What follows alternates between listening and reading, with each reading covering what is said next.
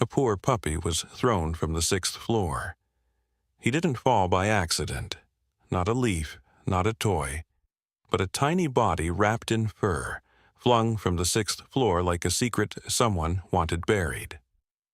Why would anyone do this to a baby German shepherd? And who had the strength and the heart to catch him before the ground did? What happened next might just restore your faith in humanity. As you watch, tell us. Have you ever witnessed a miracle? Chicago in early February held on to winter like a grudge. The air was sharp, dry, and full of static, clinging to everything with brittle silence. Streetlights buzzed against a sky the color of charcoal, and Lake Michigan, just a few blocks east, sighed with frozen waves beneath sheets of cracked ice. Apartment buildings stood like frozen giants in the night, their windows flickering with half-lives and quiet regrets. On the 6th floor of one such building, a faded brick structure on South Racine Avenue, a soft glow pulsed behind the frosted glass of apartment 6C. Grace Whitaker sat cross-legged on the worn parquet floor of her living room, a steaming mug of chamomile tea between her palms. She was 26, slender, with delicate features framed by dark auburn hair pulled into a low bun. Freckles spilled like constellations across her cheeks, but her pale blue eyes rarely lingered on anything for long. Grace moved like someone always listening for the next breaking sound. Once, she had been vibrant, traveling with her camera, laughing in museums, dancing barefoot at music festivals. But the last 2 years had smothered all that. The bruises from Kyle weren't always on her skin, but they lived in the way she locked the door 3 times, in how she flinched when someone spoke too loud, and in her tendency to apologize even when no one was upset. Kyle had been charming at first, funny, handsome in a sharp-jawed way, with a magnetic confidence that turned every room toward him. But charm curdled quickly. The compliments turned to comparisons. The questions became controls. And soon Grace found herself orbiting his moods, like a moon caught in the wrong planet's gravity. It took her 9 months to leave, but her fear followed like an echo she couldn't mute. Now she was healing, or trying to. She had cut her hair, changed her number, moved to this apartment under a different lease name, and just last week she had adopted Shadow. Shadow was 11 weeks old, a German shepherd with oversized paws and ears that still flopped unevenly when he ran. His fur was a mix of sable and charcoal, thick and soft like wool left out in the cold. His eyes were dark, intelligent, always watching, always assessing. He had been the quietest pup in the shelter, didn't bark, didn't jump. He simply stared at Grace through the bars, tail thumping softly when she approached. The volunteer had said, "He doesn't trust easily, but once he does, he never lets go." That had settled it. Grace brought him home, wrapped him in the same fleece blanket her grandmother had given her at 15, and whispered promises she wasn't sure she could keep. Shadow had taken to her immediately. He followed her from room to room, laid at her feet while she edited photos on her laptop, and pressed his nose gently to her hand whenever she woke from a nightmare. Grace had started sleeping again, lightly but consistently. Sometimes she even caught herself smiling. It was just after 9:30 p.m. when she realized she was out of allergy meds. Her throat was starting to itch from the dry heat of the apartment's old radiators. She slipped on her parka, boots, and a knit beanie, whispered to Shadow that she'd be back in 15 minutes, and locked the door behind her. The night air bit at her face as she jogged down the stairs and out onto the sidewalk, the lights of a nearby pharmacy beckoning. What she didn't know was that she had forgotten to throw the deadbolt, and Kyle still had a key. Kyle Danner was 32, tall, with ash-blonde hair and a clean-cut jaw that made him look like a model in military ads. But his eyes were the giveaway. Cold, calculating, and always scanning for weakness. He had been watching Grace for weeks, waiting for the right moment. And tonight he saw his opportunity. He entered the apartment like a phantom, noting what had changed. Her couch had new pillows. The mirror in the hallway had been moved. And there was a dog bed beside the window now. A dog. She'd replaced him with a damn dog. That stung more than he admitted. Shadow didn't bark when Kyle entered. He rose from his spot, tail wagging tentatively, sniffing the air. He didn't know what danger looked like yet. He only knew Grace's scent, and Kyle carried faint traces of it still, from long ago. Kyle didn't speak. He moved directly toward the dog, knelt swiftly, and grabbed him by the scruff. Shadow yelped, more surprised than hurt, but Kyle didn't pause. He walked to the balcony door, slid it open against the hiss of wind, stepped to the edge, and without a word, hurled the small body into the black sky. Shadow fell in silence, limbs flailing, ears pinned back, heart hammering. Down below, in apartment 5A, a child stirred. Molly Haskins, 7 years old, lay curled under a pile of fleece blankets in a twin-sized bed shaped like a race car.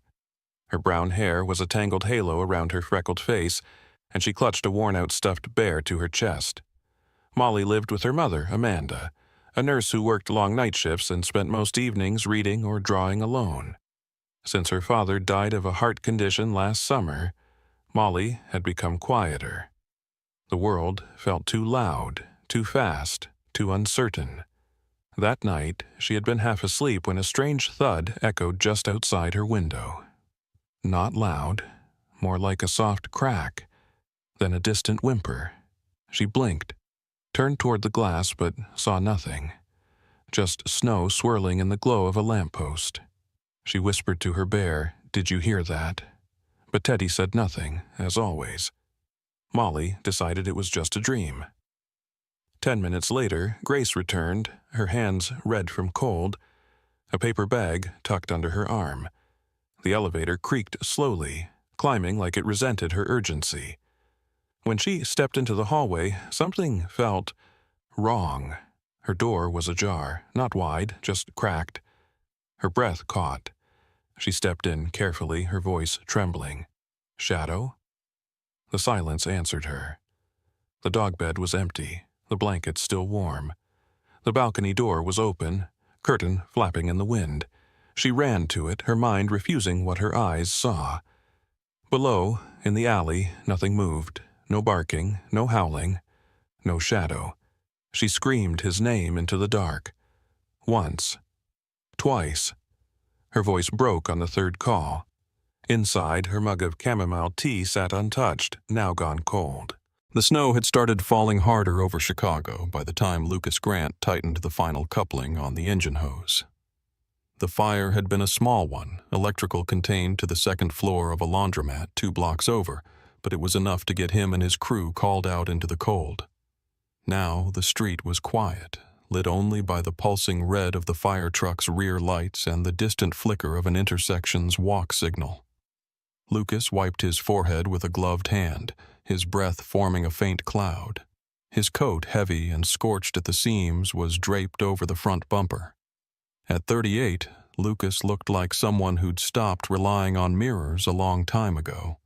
His face bore the kind of wear not from age but experience tight at the jaw, a strong nose slightly off-center from a break long ago, and gray eyes that scanned everything with slow precision. His hair, once deep brown, had streaks of ash through it, now cropped close in the practical way all firemen wore it. He moved like a man who had carried both people and grief steady, grounded, capable. Years ago, Lucas had served 2 tours in Afghanistan as a combat medic. A roadside explosion left him with a jagged scar across his left thigh and nights that never quite settled. Firefighting, strangely, brought him peace. The structure, the rhythm, the brotherhood, it was familiar. If war had taught him to brace for chaos, firefighting gave him purpose within it. He was walking toward the ladder rig to help coil the second hose when he heard it. A whimper, thin and distant, slicing through the icy air. He paused. Another firefighter, Colby, tall, wiry, always cracking a bad joke, shouted something about donuts, but Lucas held up a hand, stepping past him toward the alley behind the laundromat. There, under the flickering light of a bent street lamp, something fell. Not snow, not trash. A blur of fur and motion. It dropped fast from somewhere above, a shape too small for a person, too irregular for debris. Lucas's heart lunged into his throat. He didn't think. He reacted. He threw off his gloves, ran 2 long strides, and shrugged on his fireproof coat just as the shape neared the ground. He dove arms open, coat unfurled like a parachute. The impact sent him staggering backward, knees giving, but he stayed upright. In his arms, a puppy. German shepherd, maybe 11 weeks old, trembling, limp. The coat had broken the fall, but not gently. Blood stained the pup's rear leg, and a sharp breath rasped through his small lungs. "Jesus," Lucas muttered, crouching down and wrapping the coat around the dog tighter. "It's okay. I got you." "You're okay." Colby came jogging up behind him, his face switching from confusion to concern. "Is that a dog?" "Yeah," Lucas said. "Fell from up there." He pointed at the building. His jaw clenched. "That's 6 stories." Colby let out a low whistle. "And he lived?" "He's breathing." "That's enough." Lucas turned eyes, scanning for the truck. "I'm taking him in the rig. We've got that field crate in the back, yeah." Colby nodded. "Want me to call animal control?" "No." Lucas's voice was low but firm. "I know someone." 10 minutes later, they were rolling through slushy side streets toward North Ashland, where an old friend ran a 24-hour vet clinic tucked between a bakery and a church thrift store. Lucas cradled the dog in his lap the whole way, his arm throbbing from the dive. The pup didn't whimper again, just pressed his head into Lucas's chest and let out slow, uneven breaths. Back at the station hours later, Lucas sat on the old brown couch in the break room, his arm wrapped in an ice pack, his coat still damp from snow and blood. The puppy, patched up and stabilized, left at the clinic for observation, stayed heavy in his thoughts. When he finally made it home around 4 a.m., the lobby of his apartment building was dark, the front desk empty. He climbed 3 flights to his unit, fumbled with his keys, and was greeted by silence. The place was sparse, 1-bedroom, minimal furniture, a bookshelf full of military biographies and rescue novels, a worn photo of a black Labrador named Tank on the mantel. Lucas tossed the ice pack into the sink and turned toward the kitchen table, only to find something new resting on it. A piece of folded construction paper, crayon drawings in erratic lines, a figure with a red helmet and a long blue coat catching something falling from a tall, boxy building. The words, "Superhero Dog Man," were scrawled at the top. He smiled slowly. Down the hall, apartment 3B belonged to the Haskins family. Amanda Haskins, a single mom who worked night shifts at the hospital, and her daughter Molly. Molly was 7 small and bright-eyed, with a mop of curly brown hair and a stubborn cowlick that never stayed down. She liked dinosaurs puzzles and sitting in front of Lucas's door with sidewalk chalk when weather allowed. Molly must have seen something, or maybe she'd only heard. Either way, she'd drawn this for him. Lucas taped the picture on his fridge. It curled a little at the corners, but stayed. He sat down in the dim kitchen, poured himself a glass of water, and exhaled for the first time in hours.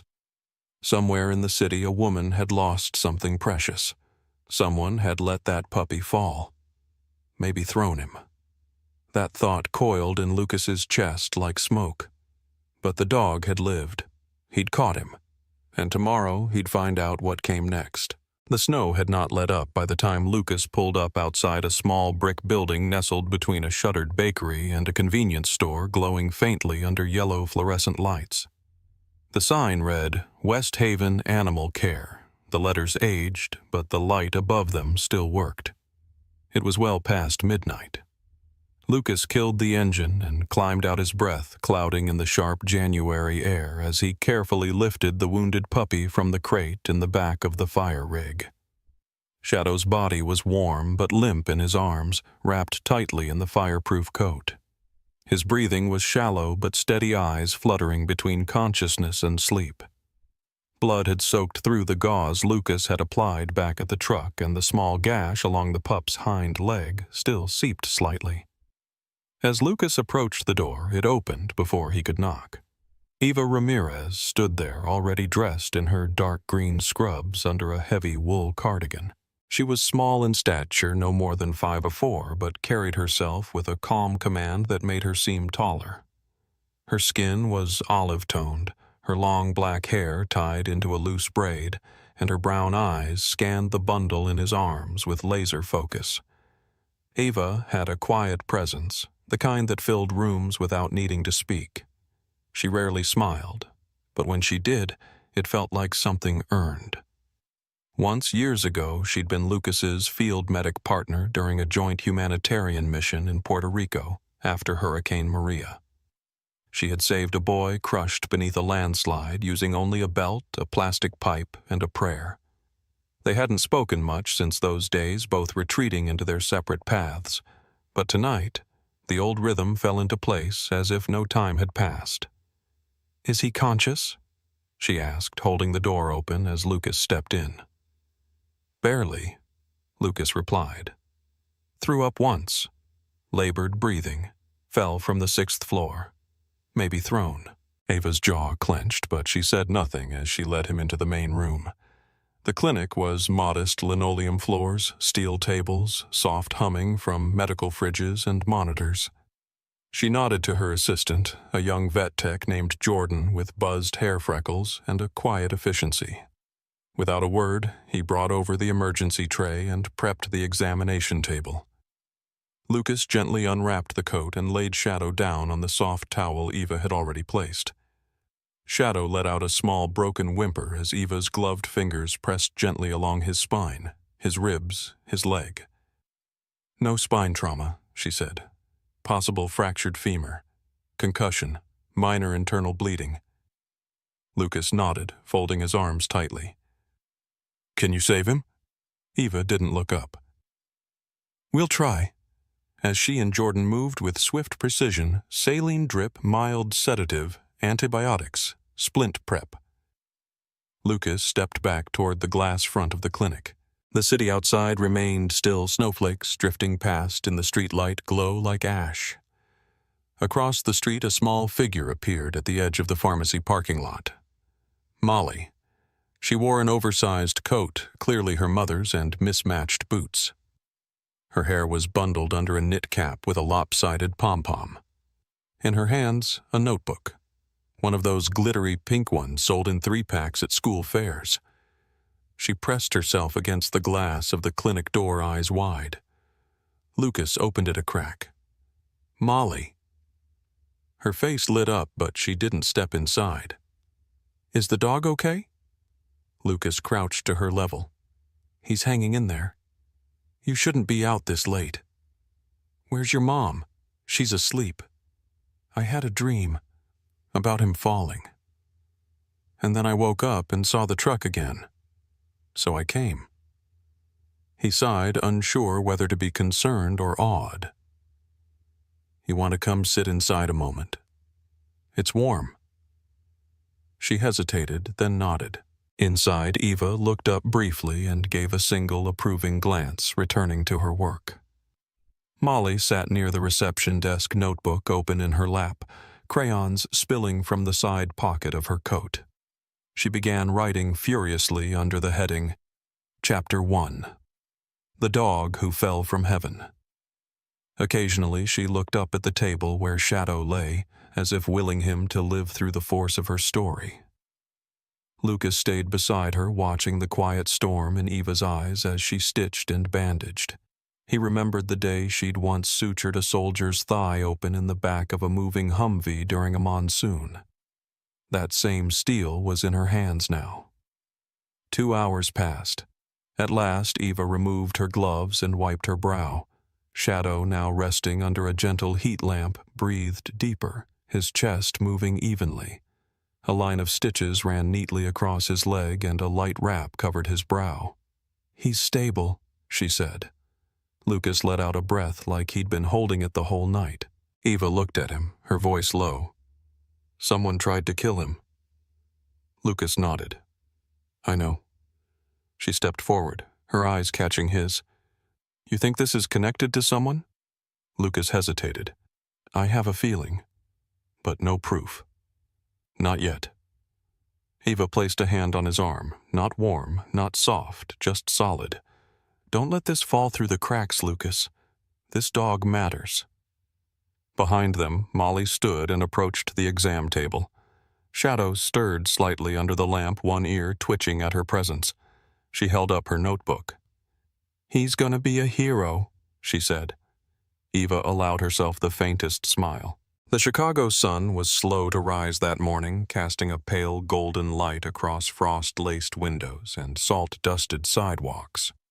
The wind still howled down the narrow corridors between brick apartment buildings, carrying the sting of winter, but inside a modest studio apartment on the north side, warmth stirred beneath layers of heavy blankets and tension. Grace Weller sat curled on her old corduroy couch legs, drawn up a thick hoodie bunched around her shoulders. Her pale face was streaked with the remnants of another restless night. The bruises on her wrist were yellowing now, fading into memory, but her eyes still carried their weight, dark-ringed and alert, like a deer that had learned never to sleep fully. The television left on for background noise flickered with muted color. A local news station was playing its morning segment, another feel-good clip meant to warm up viewers before the day began. Firefighter catches dog mid-fall, the anchor's voice said. Grace didn't look up. She was focused on a half-finished letter she'd started the night before, her pen frozen mid-thought. Until the screen changed. Her eyes flicked upward, instinctive. What she saw next snapped her spine straight. Grainy cell phone footage filled the screen, a blur of cream and black against the night sky. A dog, no, her dog, tumbling downward. Then the firefighter lunged, catching him in a rolling dive. A chorus of gasps followed. The image froze on the man holding the limp body of the pup wrapped in a coat, his silhouette caught in the red haze of fire truck lights. Grace's breath left her like a punch to the gut. Shadow, she whispered, the pen dropping from her hand. She lunged for her phone. The news segment had listed a location, the West Haven Animal Clinic. She barely stopped to grab her coat. Eva Ramirez was in the back room of the clinic checking Shadow's IV when she heard the bell above the front door chime. She glanced at the wall clock. Not yet 9 a.m. Jordan was off shift and Molly hadn't returned since the early hours. The clinic was still locked to the public. She moved cautiously to the lobby.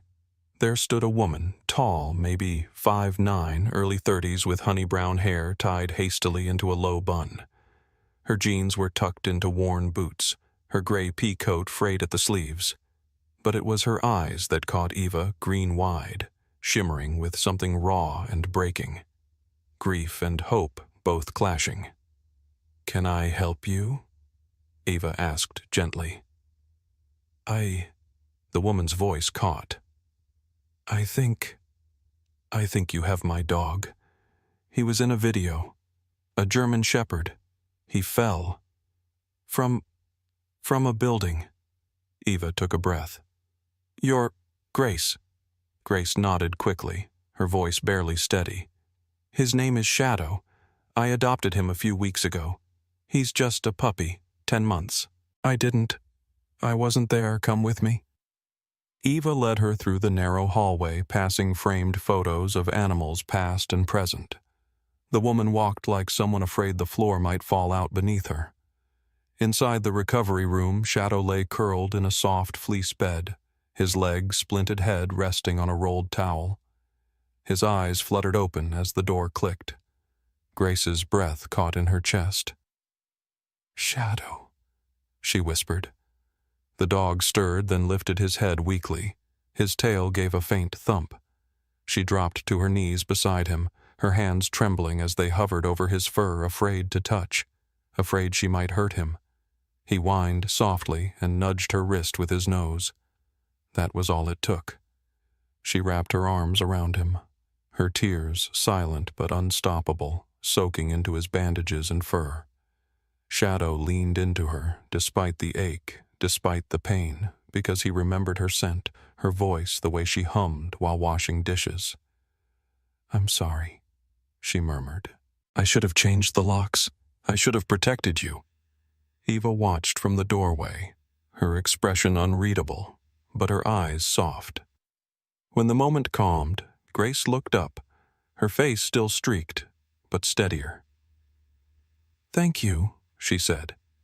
"Whoever saved him, do you know his name?" Eva nodded.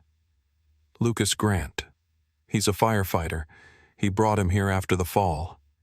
I'd like to thank him. I'm sure you will." Grace stood slowly and looked around the room. Her eyes landed on a small bulletin board near the cabinet. Thumbtacked among old flyers was a photo, two women smiling in a college dorm room, arms slung over each other's shoulders. One of them was Grace, barely 19, wearing a faded band tee. The other was unmistakably Eva. Grace froze. That's Emily, my old roommate, my best friend in college." Eva turned to look at the photo, her expression shifting. "My sister." Grace blinked. "You're Eva Ramirez?" "I was Eva Santiago back then. I took our mother's surname later." A slow, stunned silence passed between them. "I always wondered what happened to her," Grace said quietly. "We lost touch after graduation. She moved to Seattle, works in environmental law, still bossy." Grace let out a soft laugh, the first one in days. "Small world," she said. Eva nodded. "Smaller than we think." The snow in Chicago had started to melt, leaving behind slick sidewalks and puddles that reflected the ash-gray sky. A cold breeze lingered, but the harshness of winter had begun to retreat. In the heart of Lincoln Park, the red brick structure of Firehouse 17 stood like a stoic guardian, its broad doors open to the quiet morning, its interior humming with life motion and a lingering scent of diesel and soap. Lucas Grant leaned against one of the fire trucks, his jacket unzipped and his right arm still tender from the bruising he'd earned catching Shadow. He was in his early 40s with weathered hands and a face sculpted by war and fire, square jaw, short dark beard, and piercing eyes that held stories he rarely spoke aloud. His posture was always grounded, like he was waiting for something to go wrong and ready to run toward it. But today his eyes tracked softer movement. Grace Weller walked through the firehouse doors, Shadow trotting at her side, his gait still cautious but more stable. His splint had been reduced, allowing more mobility, and though the scar above his brow remained, it only sharpened the noble cut of his shepherd's profile. Grace wore a knitted oatmeal-colored sweater and dark jeans. Her hair, usually tied back, hung loosely around her shoulders, framing a face still pale from recent trauma. She looked better, no longer like someone bracing for the next blow, but not yet someone at peace. She kept her hands tucked in her pockets, her shoulders slightly hunched out of habit, more than cold. "You didn't have to offer this," she said to Lucas as she stopped near the engine. "You didn't have to accept it," he replied with a half smile. "But I'm glad you did." Grace glanced around. The station was surprisingly warm. Laughter echoed faintly from the back where a couple of firefighters were cleaning gear. Someone had brewed coffee. The walls bore plaques of fallen heroes, faded photographs, and above the main desk an old black-and-white picture of the firehouse from the 1940s. "It's safer here," Lucas continued. "Kyle hasn't been found yet. I figured until then you and Shadow could use a place that doesn't have memories soaked into the walls." She nodded once throat tight.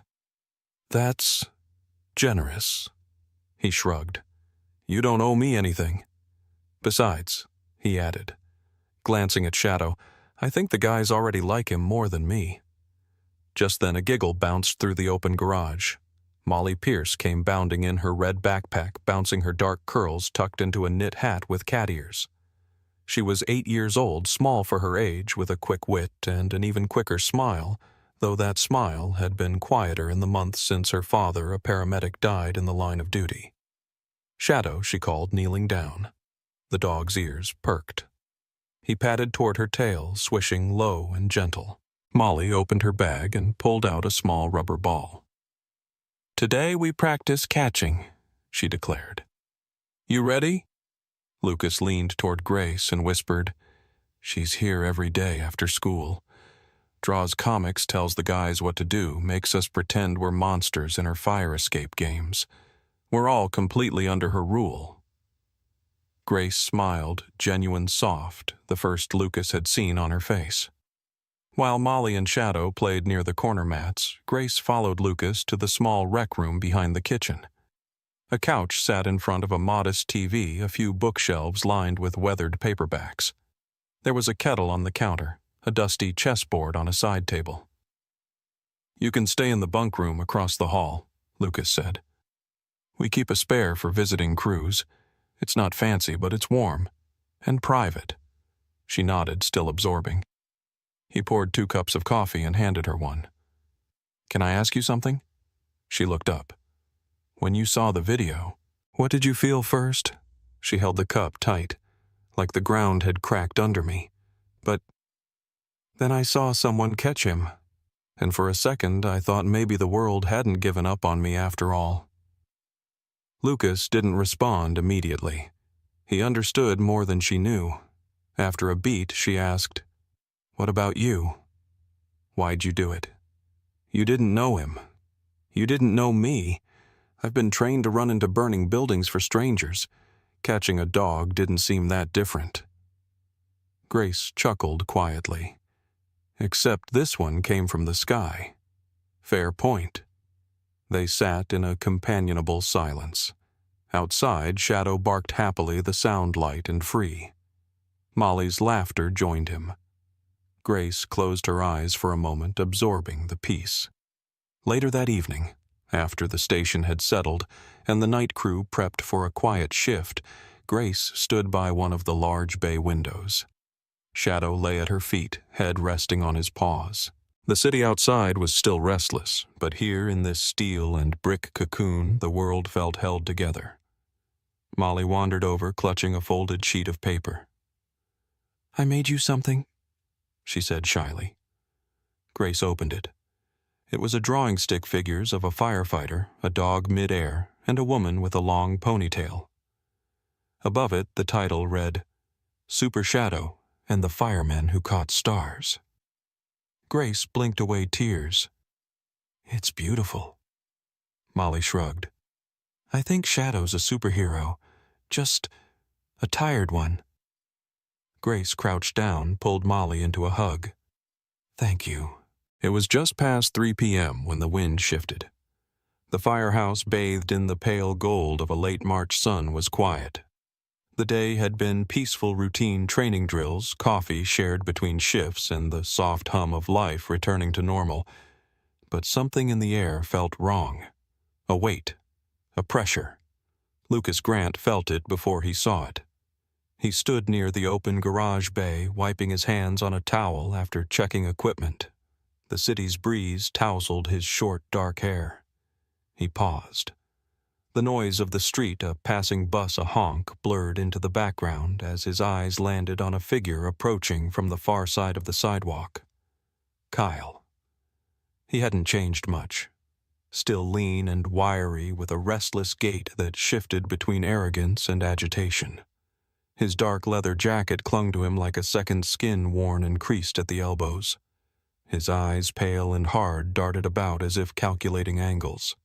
He carried the smirk of someone who never accepted being told no. But something in his face had unraveled rage thinly veiled under control. Grace spotted him seconds later. She was sitting with Molly on the side steps of the firehouse, showing her how to braid a bracelet. The moment her eyes locked onto Kyle, her body stiffened. But she didn't flinch. Not like before. Molly looked up, noticing Grace's silence. "Is that someone you know?" Grace stood slowly, helping Molly to her feet. "Go inside," she said gently. "Tell Lucas." Molly hesitated only a moment. Then she grabbed her sketchbook, clutched it to her chest, and ran toward the door. Lucas didn't need the warning. He was already moving toward Grace, his boots purposeful, steady. Kyle's voice came first. "So this is where you've been hiding?" He stepped forward, eyes flicking between Grace and the firehouse. "Clever. A fire station. Thought that was a safe place, huh?" Lucas stopped halfway between them. "Turn around. Leave now." Kyle laughed a dry, sharp sound. "You gonna sick your dog on me, or maybe you want to play hero again?" His voice dropped. "That mutt should have stayed dead." Grace clenched her fists but stayed rooted. Shadow beside her growled, low ears back, stance alert. Lucas didn't blink. Last warning. But Kyle kept coming. "She's mine, you know. Always was. That was enough." Lucas stepped forward, closing the gap. Kyle swung first, a wild, poorly timed punch aimed at Lucas's jaw. But Lucas ducked, caught Kyle's arm, twisted it behind his back in a single, smooth motion, and slammed him onto the pavement with practiced force. The thud echoed through the firehouse entrance. Shadow barked once, sharp and protective, but didn't lunge. He watched with intelligent eyes, recognizing restraint in Lucas's every move. Just then, a cruiser pulled up with piercing efficiency. Officer Dana Holloway, a sturdy, no-nonsense woman with short silver hair and an ever-calm demeanor, stepped out. She'd been called earlier when Molly reached the desk line inside and relayed the situation. Body cam footage from previous calls and the video of Shadow's fall had already been submitted to the precinct thanks to Eva and Lucas's careful documentation. "Lucas, Dana called. He give you trouble enough to need cuffs." Lucas replied without taking his knee off Kyle's back. Dana bent down, clipped the cuffs onto Kyle's wrists, and pulled him up. "You're being arrested for trespassing, assault, and animal cruelty again. You'll want to keep your mouth shut this time." Kyle thrashed once more, but was subdued with practiced ease. Grace stood still as Kyle was walked past her. He glanced at her, his eyes trying to sting, to burn like they once did. But she didn't look away. "You don't scare me anymore," she said clearly. Kyle's mouth opened, but no words came. For the first time, he looked small. As the cruiser pulled away, the sun broke through the cloud cover, casting golden lines across the firehouse bricks. From the second-floor window, Molly had watched everything. She crouched beside the framed sketchbook on her knees, her pencil trembling but steady. Later, she would write in her journal, "Today, the monster came back." But he didn't win. Miss Grace didn't cry. She didn't run. She stood like a mountain. And Mr. Lucas, he moved like thunder. "I think maybe I can sleep without the hallway light tonight. Because if she can face him, then I can face my shadows too." Chicago thawed slowly in the early days of April. The wind was still sharp, but it had lost its teeth. The sky, once iron and indifferent, softened to blue, streets filled with hesitant blossoms and the scent of distant rain.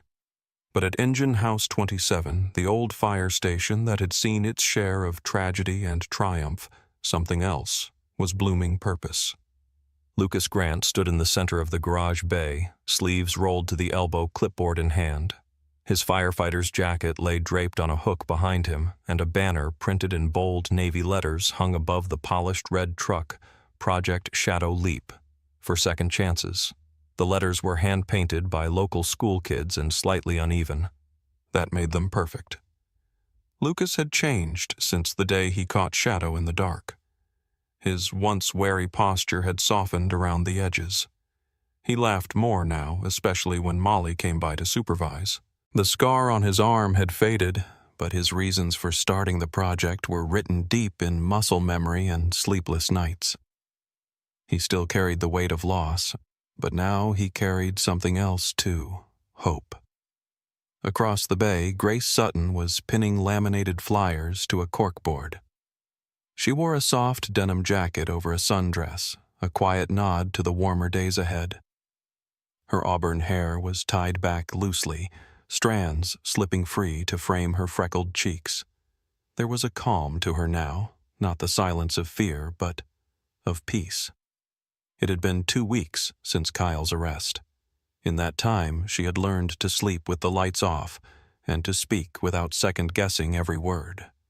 Shadow, now sporting a bright blue collar with a silver badge-shaped tag engraved with Honorary Fire Dog, lay curled beneath the table beside her. His leg had healed, though he still limped when tired. His eyes, sharp and intelligent, followed Grace's every movement. He was a protector now, and for the first time since he'd come into her life, Grace believed she might deserve that protection. Near the side entrance, Dr. Eva Ramirez stacked informational brochures next to a table lined with pet supplies. Eva wore a slate-gray blazer over jeans and sneakers, her dark hair pulled into a low ponytail streaked with silver. A veterinarian by trade, a survivor by history, and a quiet force of nature by temperament, she had poured everything into helping build the campaign. Project Shadow Leap wasn't just about abused animals. It was for humans who had fallen and for those who had dared to catch them. Their launch event wasn't grand. There were no TV cameras or celebrity endorsements. Just folding chairs, coffee from a local cafe, posters with handprints from the shelter kids, and one little girl with a backpack full of crayons and a dream to make people smile. Molly Nguyen arrived just after noon with her grandmother. Her black hair was tied in 2 messy braids and her wide eyes sparkled behind pink plastic glasses. She wore a hoodie that said "Fierce like my dog" and carried a sketchpad under one arm. The moment she spotted Shadow, she ran up to him without hesitation. He stood slowly tail wagging and nuzzled her side. She beamed. Today she was there not just as a friend of the firehouse, but as an artist. A corner had been set up just for her, a table covered in markers, stickers, and blank frames. Her mission, to draw portraits of brave dogs and the people who help them. It was her idea, and Grace had insisted on making it part of the event. Molly drew Shadow first, of course labeling the picture, "The Dog Who Fell But Flew." As guests arrived, neighbors, families, retired firefighters, even a few survivors of domestic violence referred by Eva's clinic. Lucas took the mic and cleared his throat. His voice, when it came, was steady but earnest. "This all started," he said, "because one night a dog fell, and someone caught him. But the truth is, this project, this mission, isn't just about a dog. It's about the fall, about the people who were pushed, the ones who had no one. And the fact that sometimes, just sometimes, someone's there to catch you." Applause followed. Nothing loud or flashy, just heartfelt, honest. Grace stepped up next. Her hands trembled slightly at first, but she stood tall. She didn't speak about Kyle, not directly. Instead, she talked about love, how twisted it could become, how hard it was to ask for help, and how healing came not in sudden bursts, but in daily choices. Shadow didn't just survive. "He gave me permission to survive, too," she said, voice cracking on the last word. "And for that, I'll spend the rest of my life helping others believe they're worthy of being safe." In the corner, Molly paused her drawing and whispered to her grandmother, "She's not scared anymore." Her grandmother nodded, brushing a hand over Molly's shoulder. Throughout the day, donations trickled in. Boxes of dog food, collars, checks. Local vets pledged time. Volunteers signed up to foster, and Eva handed out her personal number to several young women who asked quietly if there were shelters that took both pets and people. By late afternoon, as the event wound down, Molly had drawn 7 portraits and received 5 hugs from strangers. One boy named Jared, who had recently moved to the area and rarely spoke at school, sat beside her and helped color the background of a picture titled "Firefighters Save More Than Fires." They laughed. A friendship had begun. As the sun dipped below the rooftops of Chicago's South Side, golden light spilled through the firehouse windows.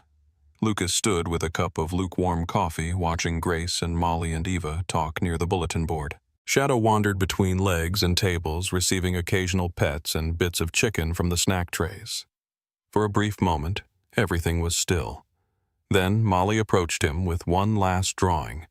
It was of all of them, Lucas, Grace, Eva Shadow, and herself, standing under a sky with stars and a banner that read, "Where they fell we lift." Lucas took a deep breath. "That's perfect," he said, then ruffled her hair. "You're something else, kid," she grinned. "I know." A year had passed since the night the wind roared and a dog fell from the sky. Now Chicago's spring felt different, gentler, warmer, like the city itself had exhaled. The trees in Jackson Park wore halos of young green leaves, and the air carried the scent of lilacs and the faint rust of old trains in the distance. Near the edge of the park, nestled between a row of aging brick buildings and a new playground with cobalt blue slides, stood a modest building with white shutters and a mural painted across its front, a large German shepherd leaping through a ring of golden light, surrounded by hands reaching upward. Above it, in looping script, Shadow Center for Healing and Hope. Inside, the sound of quiet laughter and a rolling ball echoed across the polished floors. Shadow, now 5 years old, regal and calm, padded slowly across the therapy room, his gait strong, though slightly favoring his right hind leg. His fur gleamed with health, his dark amber eyes full of focus and warmth. A little boy with autism tossed a squeaky toy across the room, and Shadow trotted after it, returning it gently before resting his head on the boy's knee. That was his work now. Not just a survivor, but a healer. Grace watched from the doorway, a clipboard pressed to her chest. She wore a forest green sweater, simple jeans, and a lanyard with her ID program director, Grace Sutton. Her hair had grown longer, tied back with a silk scarf, and her posture was relaxed, even proud. Her laughter was no longer cautious. The woman who once trembled in the dark now held space for others learning to walk through it. Behind her, Lucas entered carrying 2 cups of coffee. His gray firefighter t-shirt clung to his arm, still toned from years of field work, though he'd traded emergency calls for building community resilience. He kissed Grace softly on the cheek before handing her a cup. "Busy morning?" he asked. Grace smiled. 3 therapy sessions, a grant proposal to finish, and Molly's coming in soon to practice her presentation. So yes, beautifully busy.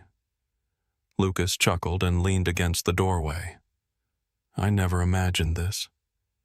That night, I thought I was just catching a dog." "You caught more than a dog," she said softly, her eyes fixed on Shadow. "You caught a future." The lobby bell chimed as the front door swung open. Molly Nguyen stepped in now, 11 and a half, wearing a blazer over her usual glittery t-shirt. Her hair was down today, clipped at the sides with butterfly barrettes. She carried a poster board twice her size and a folder with presentation notes. Behind her, her grandmother gave a thumbs up before returning to wait in the car. "Hi, Molly," called out, beaming. "I'm early because I'm nervous, and when I'm nervous, I over-prepare."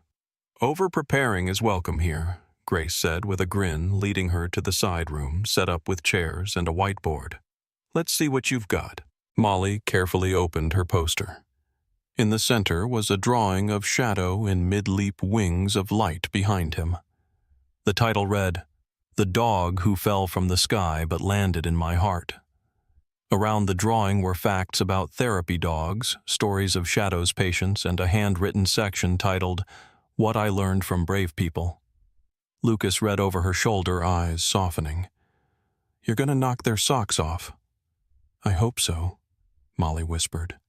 "Some kids said dogs can't be heroes, but Shadow's a superhero, and Grace too." As the rehearsal began, Grace sat nearby holding a small photo frame in her lap. It was faded from time, the edges curling slightly, but it was the first picture she ever took of Shadow the day she adopted him before she knew how much he'd save her. Now it hung in the center's hallway beside a small brass plaque that read, "For every soul who needed catching." Later that afternoon, Eva Ramirez dropped by to drop off medical records. Her clinic was now the Shadow Center's partner, offering discounted veterinary care for adopted rescues.